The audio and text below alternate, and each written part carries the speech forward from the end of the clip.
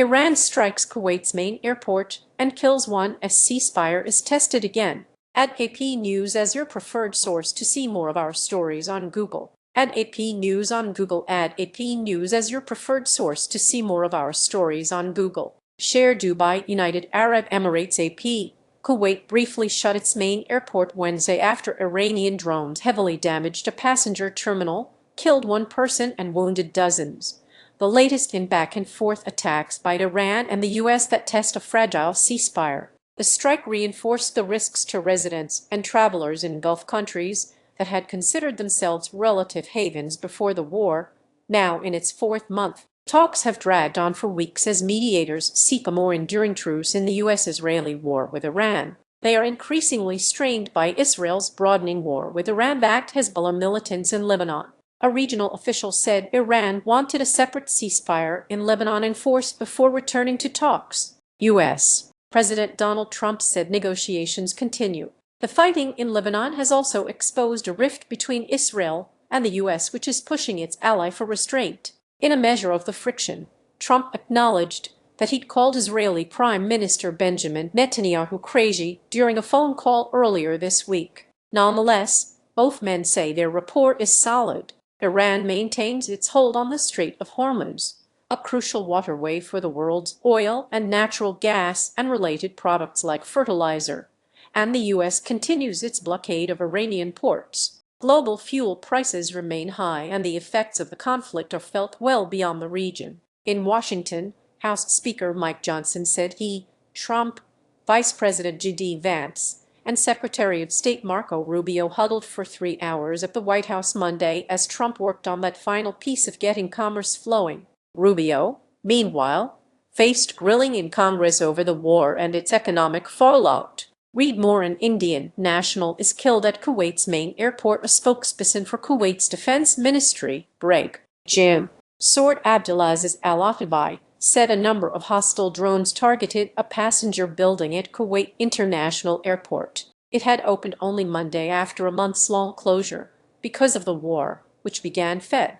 28 with U.S. and Israeli strikes on Iran. India's embassy said the person killed was an Indian national. Authorities said 63 were wounded, including passengers and workers, and some suffered serious injuries. Kuwait's defense ministry said it destroyed over a dozen missiles and a similar number of drones from Iran. The airport partially reopened later, with Kuwait Airways flights resuming at a different terminal, according to civil aviation authorities. No other flights were operating. The foreign ministry said Kuwait will neither accept nor tolerate the attacks and was kicking out 2 Iranian diplomats. Such expulsions are an established means of communicating international ire. U.S. and Iran say they are retaliating for earlier attacks. The U.S. military said 2 Iranian missiles fell apart en route to Kuwait and that it downed multiple drones targeting American forces in the country. The military also said U.S. and Bahraini forces intercepted missiles aimed at the Gulf Kingdom,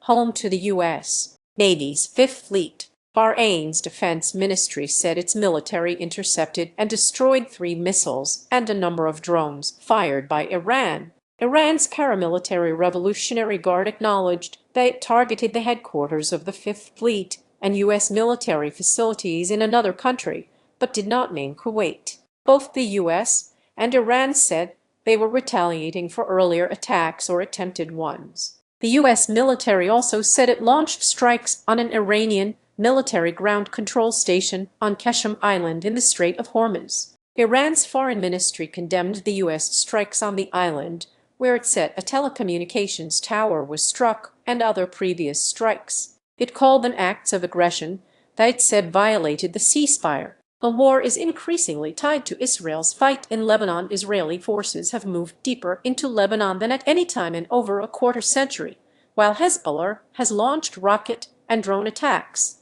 The declared ceasefire in Lebanon is officially in place, and no side has formally withdrawn or declared it over even as attacks continue. Iran insists that any larger potential truce must quell a fighting in Lebanon.